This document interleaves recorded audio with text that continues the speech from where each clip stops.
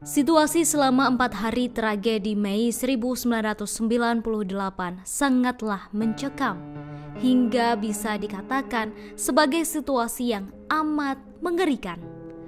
Pemerkosaan massal terjadi di berbagai penjuru Jakarta hingga membuat dering telepon terus bergema tak berhenti berbunyi di sebuah kantor organisasi perempuan bernama Kalyana Mitra.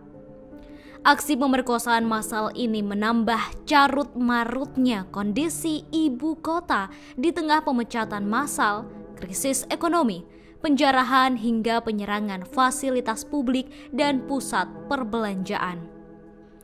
Telepon pertama menginformasikan adanya kasus ruda paksa di sebuah apartemen di daerah Pluit, Jakarta Utara. Direktur Kalyana Mitra, Ita Fatia Nadia, saat itu mendapat pesan melalui pager untuk segera pulang ke Kalyana Mitra lantaran terdapat telepon penting. Setelah mendapatkan informasi adanya ruda paksa di daerah Pluit, Ita segera menghubungi Ketua Tim Relawan Kemanusiaan Kerusuhan Mei 1998, Ignatius Sandiawan Sumardi atau yang ia panggil sebagai Romo Sandi. Beberapa waktu sebelumnya, info ruda paksa sebenarnya sudah ia dapatkan dari Ketua Dewan Pers saat itu, yakni Stanley Adi Prasetyo. Kemudian menjelang maghrib, Kalyana Mitra kembali mendapat informasi pemerkosaan massal yang dialami oleh 3 orang perempuan Tionghoa di kawasan Glodok. Setelah telepon itu terputus, muncul lagi telepon masuk yang melaporkan terjadi insiden pembakaran dan penjarahan di kawasan Glodok. Banyaknya informasi yang diterima membuat Ita dan timnya harus berbagi peran. Ia bersama temannya pergi ke Glodok dan lainnya pergi ke apartemen di Pluit. Jalan menuju ke Glodok tentu tidak mudah, terlebih suasana di Jakarta yang sangat mencekam, berjalan di tengah penjarahan dan kemarahan para demonstran. Sebuah gudang besar yang berada tak jauh dari kantor Kalyana Mitra tak luput dari sasaran massa.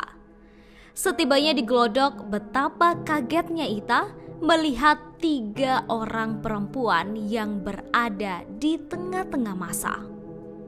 Kondisinya sangat memprihatinkan. Bajunya sudah berantakan lantaran ditarik ke sana sini. Mereka juga sudah tak sanggup lagi untuk meminta pertolongan. Melihat situasi menyedihkan dan mengiris hati tersebut, Ita dan temannya memilih untuk menerobos kerumunan dan menyelamatkan mereka. Ita kemudian membawa mereka ke sebuah hotel di seberang Harko yang kebetulan ia kenal dengan pemiliknya yang juga warga etnis Tionghoa. Ita langsung meminta pegawai hotel untuk membantunya membawa korban ke dalam kamar yang tersedia.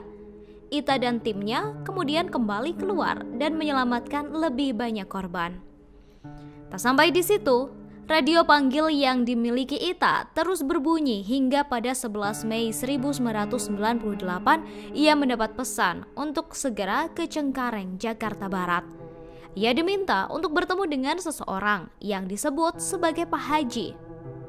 Sekira pukul 21.30 waktu Indonesia Barat, Ita sampai di tempat janjian bertemu dengan Pak Haji, lalu langsung diajak ke rumahnya untuk menemui sang istri.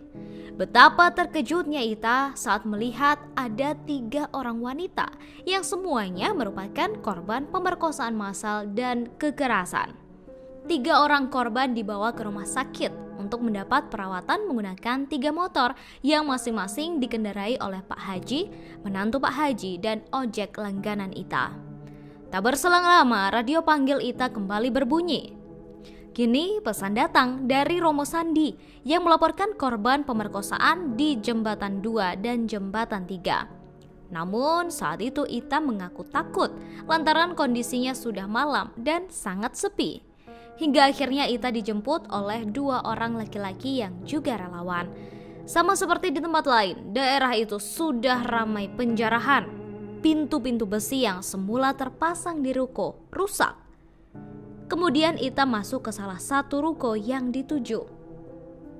Ia mendapati seorang perempuan Tionghoa berusia sekitar 18 tahun yang menjadi korban. Satu perempuan lainnya lebih dulu diselamatkan oleh warga di belakang ruko. Saat diserang, warga di perkampungan miskin tersebut membantu korban untuk turun memakai tangga.